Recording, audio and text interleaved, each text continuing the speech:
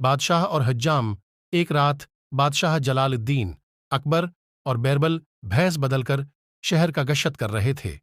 दोनों का गुजर एक हज्जाम की झूनपड़ी के पास से हुआ। हिजाम झूनपड़ी के बाहर चारपाई पर बैठा हुक्का पी रहा था। अकबर ने उससे पूछा, भाई ये बताओ कि आज कल अकबर बादशाह के राज में लोगों का क्या हाल है? हिजाम ने फौरन जवाब दिया, हमारे अकबर बादशाह के राज में हर तरफ अमन चैन और खुशहाली है। लोग ऐश से जिंदगी गुजार रहे हैं।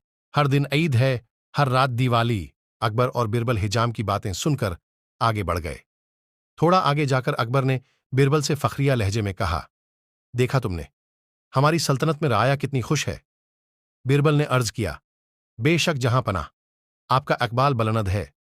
चंद रोज बाद फिर एक रात दोनों का गुजर इसी मकाम से हुआ। अकबर ने हिजाम से पूछ लिया, कैसे हो भाई?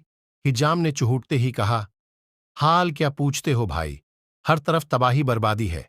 अकबर की हुकूमत में हर आदमी दुखी है। सत्यानाश हो इस मनहूस बादशाह का। ये सुनकर अकबर हैरान रह गया। यही आदमी कुछ दिन पहले बादशाह की इतनी तारीफ कर रहा था, और अब ऐसा क्या हो गया? अकबर ने हिजाम से पूछना चाहा कि लोगों की तबाही और बर्बादी की वजह क्या है, लेकिन वो बादशाह और उसके विज़रा को बुरा भला कहता रहा और अकबर का सवाल सुनता ही न था।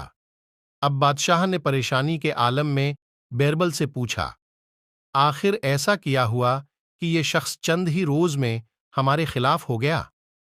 बैरबल ने जेब से एक थैली निकाली और बादशाह से कहा, उसमें 10 अशरफियां हैं।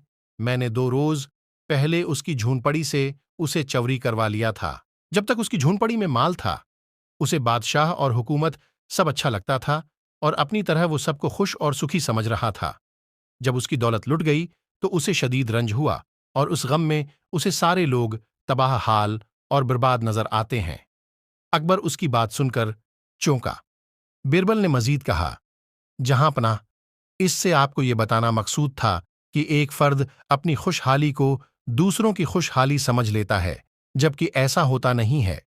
सबके अपने मसाइल और दुख सुख हैं जिन्हें वही बेहतर समझते हैं।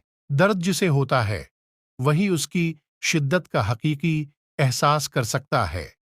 बादशाहों और हुक्मरानों को रियाया का दुख दर्द समझना हो तो अपनी जात से बाहर निकलना और दूर तक देखना चाहिए, ना कि सिर्फ एक फर्द को।